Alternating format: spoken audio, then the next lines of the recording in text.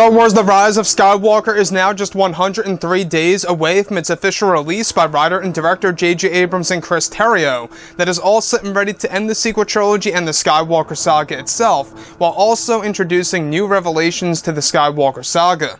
This is Mike Zero. Make sure to subscribe if you're new to the channel for future Star Wars content.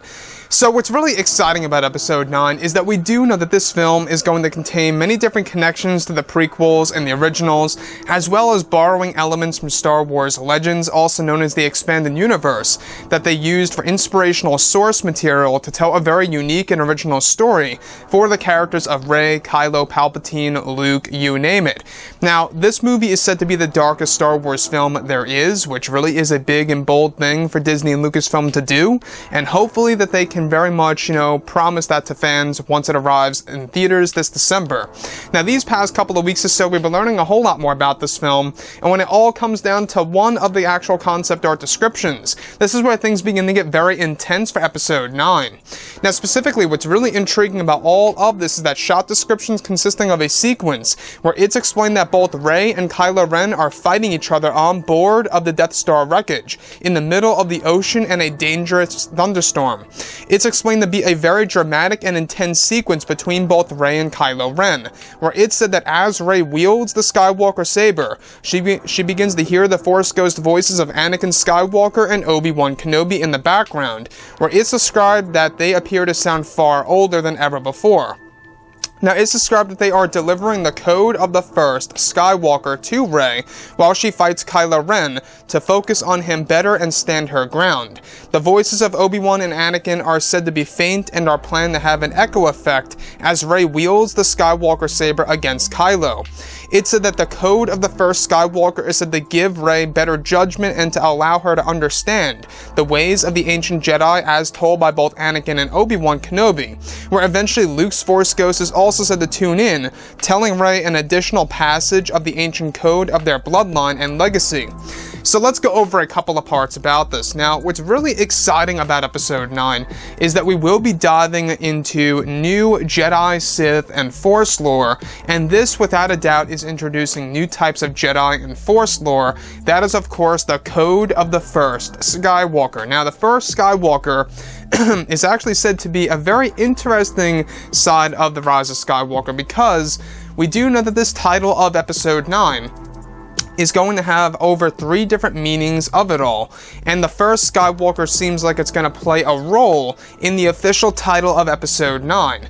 So, this is said to be a sequence in which both Anakin, Obi-Wan, and of course Rey and Kylo Ren are all said to be participating in a particular sequence where the Force Ghosts of Anakin and Obi-Wan are delivering lines of dialogue of a passage related to the first Skywalker code, or the code of the first Skywalker, that is said to be ancient Jedi knowledge that Rey uses to her own advantage in order to focus on Kylo Ren, to fight him and to stand her ground and to focus better. So, like I say, this movie is going to be a very dark film, and the fact that they are fighting on board of the second Death Star wreckage in the middle of the ocean, which, by the way, may or may not be the forest moon of Endor. It could very well be, though, because Endor is said to have 8% water on that moon, so it's still very possible.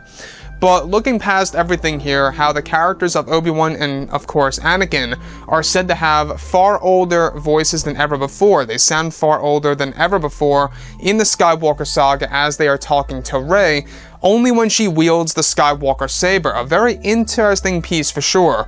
It seems like Rey only has this deep connection to the Force Ghosts while she has the Skywalker saber on her, or while she is wielding and or holding it in her actual hands. So, what I like so much about this as well is that there is a sequence in which Kylo Ren is said to face Rey on the second Death Star, and Rey is able to use ancient Jedi knowledge. Now, this could also explain as to why she's able to put up a good fight against a newly trained Kylo Ren. In case you guys did not know, we're going to be witnessing new training sessions of Kylo Ren in Episode 9, as well as learning more about what he actually did in between the events of Episodes 8 and 9, and what kind of training he went under, self-training, if you will, in order to better himself and to become stronger and more powerful closer to his grandfather, Darth Vader. And that's what J.J. Abrams wants to do. He wants to make Kylo Ren a far more evil character than ever before of how he was used in, of course, The Force Awakens and, of course, in The Last Jedi, which is a big deal. Now, Disney and Lucasfilm, they really want to treat this movie with special care. They want to do something very much satisfying between both characters of Rey and Kylo Ren that's really going to take fans by surprise and leaving us talking about this film for years on end after it releases come December of this year of 2019. Anyways, guys, drop a comment below. Let me know what you think about all of this below in the comments. And if you guys did enjoy the content for today, do make sure to drop a thumbs up on this video to support the channel. I thank you all so very much for the kind support, and I'll catch you guys next time.